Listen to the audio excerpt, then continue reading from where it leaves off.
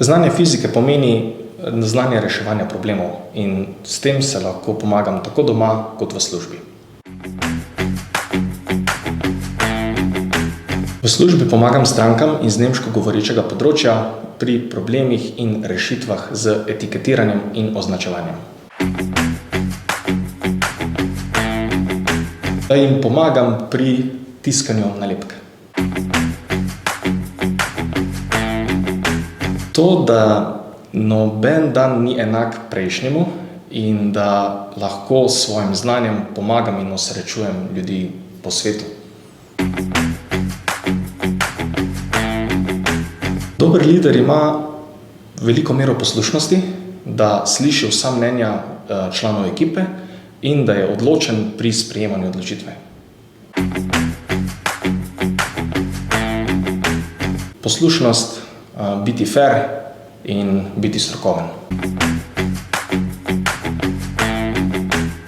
Moja mama je imela prometno nesrečo in tedaj sem videl, da je predvsem škoda, da se toliko časa ukvarjamo z problemi, ki mogoče niso tako pomembni in je bolje, da gledamo naprej in smo pozitivni skozi celotno življenje.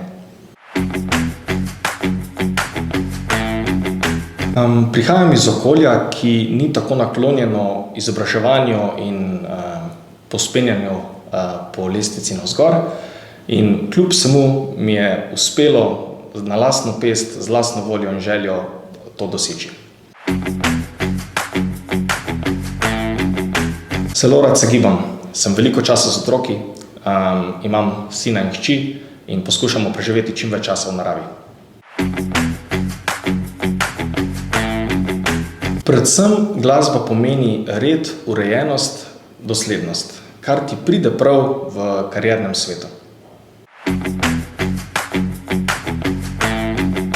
Igram diatonično harmoniko, začel sem igrati kot 8-letni otrok in takoj začel z nastopi po svetu, kar mi je predstavljalo neverjetno izkušnjo za naprej in pozitivno energijo.